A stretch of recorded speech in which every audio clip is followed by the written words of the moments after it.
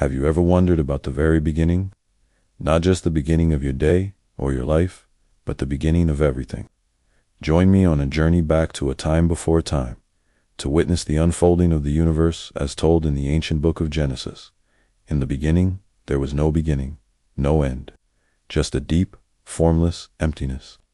Darkness covered the face of everything that was not, and the Spirit of God hovered over the face of the waters. Then a voice spoke into the silence. Let there be light, and there was light. Not the sun, not a lamp, but light itself. The very first thing, God saw that the light was good and separated it from the darkness. He called the light day, and the darkness he called night. And there was evening, and there was morning the first day. Then God said, let there be a vault between the waters to separate water from water. He made the vault and called it sky. And there was evening and morning the second day. Again the voice commanded, let the waters under the sky be gathered to one place, and let dry ground appear. And it was so. He called the dry ground land, and the gathered waters seas. God saw that it was good. Then he said, let the land produce vegetation, seed-bearing plants and trees. The earth brought forth life, each with its own seed. And God saw that it was good. Evening and morning the third day.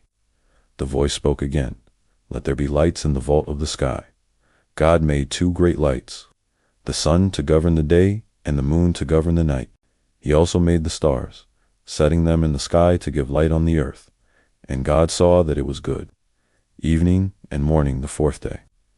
Let the waters teem with living creatures, and let birds fly above the earth. So God created the great creatures of the sea and every winged bird.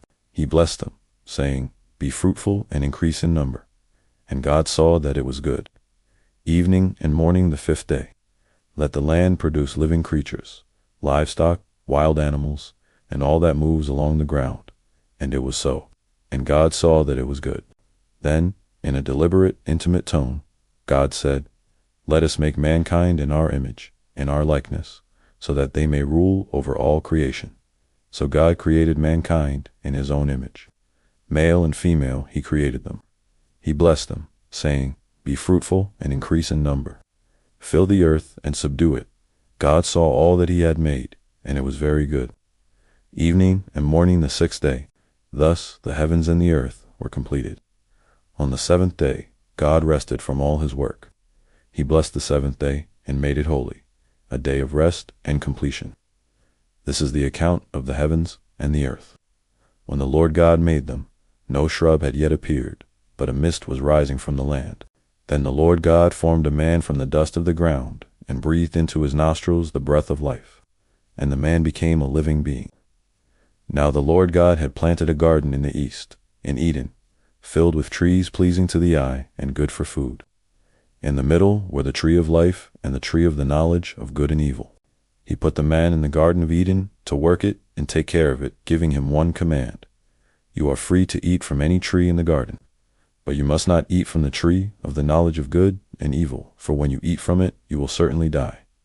Then the Lord God said, it is not good for the man to be alone.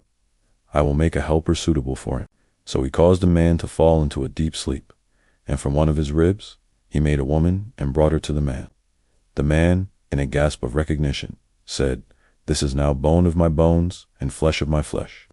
She shall be called woman, for she was taken out of man. That is why a man leaves his father and mother and is united to his wife, and they become one flesh. And they were both naked, and they felt no shame. And so it was, from a formless void to a world teeming with life, from nothing to everything. And he saw it all, and it was good. Thank you for joining me on this incredible journey through the story of creation. If this story moved you, please like, share, and subscribe for more content that explores the depths of these timeless narratives. Let us know in the comments what part of the creation story resonates with you the most. Until next time,